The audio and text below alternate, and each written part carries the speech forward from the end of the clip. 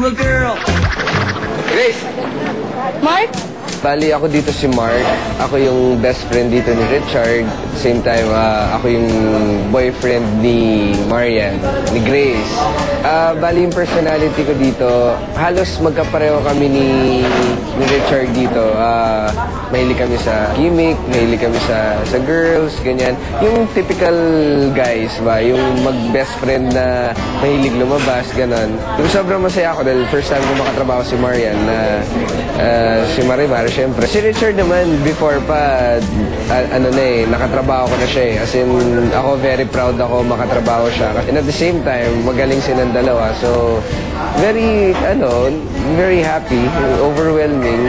Sobrang saya ako ngayon kasi at least naging part ako ng movie na to. And kasama ako dun sa title niya, na my best friend's girlfriend. Ako yung best friend. Grace, siya nga pala si Ivo, best friend ko. Ivo, si Grace, girlfriend ko. Hey, Ivo! Fancy seeing you here. Kiko, kumusta? I'm good. Won't you introduce me to our new friend? Ako, bali yung ko dito, yung role ko, ako si Akiko. Ako yung girlfriend dito ni Ivo, na si Richard Gutierrez. Tapos pagseselosan niya pagseselosan niya ako, tapos yung gagamitin niya pang selo sa akin, si Marian. Kulitan sa amin ni Chard kasi kasi diba I've worked with him, kunwari sa Lupin, sa Kamandag, tapos sa Knots Entertainment. So yung typical na biroan namin ni Chard, more of barkada, as in kulitan. Si Marian, I've worked with her nung first show niya, sa Kung Mamahalin Mo Lang Ako, with Chard, diba before pa. Quiet lang si Marian noong una eh, pero nung sobrang matagal na. As in, nagbabanding na rin kami dalawa, tapos sila rin ni Chard.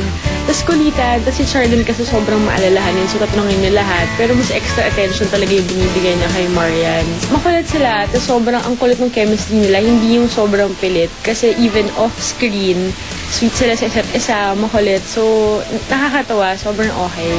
They have such strong chemistry. I think the audience would be excited to watch them because they've never been seen together. Ang dami-dami nilang mga kulitan. Mas nakakatawa nga sila off-cam eh.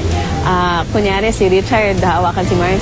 Ayoko na, huwag mo kawakan. Pero pag alis ni Richard, kinikilig-kilig siya. Yung mga ganon. Tapos talagang nagkukulitan sila para silang mga batang naglalaro. Parang, when they're together, they really have fun. Even off-cam, they really bonded sa movie na to. And I could see that they truly enjoy each other's company. On screen, their chemistry is perfect. For two people to work with each other for the first time, ang timing nila sa give and take, sa rapport nila is there. It's so natural. We had this scene that was going to be shot inside the car. They were able to deliver that sequence. Lahat kami tawa ng tawa, but it's so natural. We're lucky na there is a connection, between Richard and Marian na hindi siya pilit. They will forget that it's a movie. After a while, they will forget it. They will believe that the characters are real. So that was our first order of business. So in that respect, the first-timers, which is Richard and Marian, working with each other, did a very good job. Unexpected kasi ako din hindi ko in-expect na masasakyan niya yung ugali ko eh. Yung sobrang kakulitan ko na, ganun din pala siya. Parang, alam ko na siguro, kaya ko din mag-adjust, alam ko kaya mag-adjust, pero hindi ganun kabilis. Sa araw pa lang as in, di ba pag may mga karakter, parang okay, unti-unti. Kami hindi, eto siya, eto ako, ganun agad.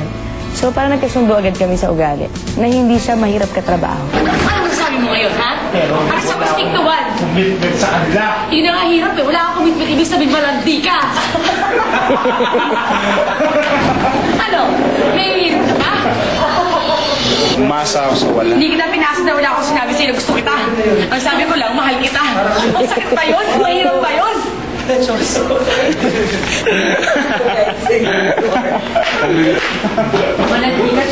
Gusto ko kay Marian yung pagiging masayahin niya, na lahat yun, yung positive energy niya, parang nadadala niya sa set, at lahat ng tao naapektuhan, na lahat masaya, at parang maalaga siya sa lahat ng tao, hindi lang sa akin pero sa makikita mo pati sa mga kasama niya.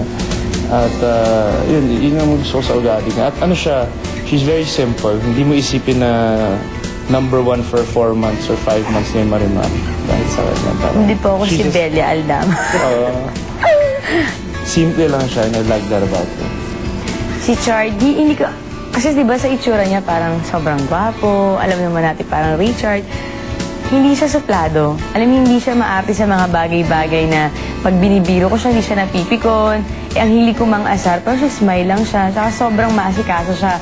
Ba, anong gusto mo? Anong gusto mo kainin? Yung lagi siya nakaganon, lagi siya nag-aalala para sa akin. Isa pa may miss ko kay Marian yung pagiging totoo niya. Totoong tao siya eh. At gusto ko yun sa kanya. I knew a girl who brought me to heaven.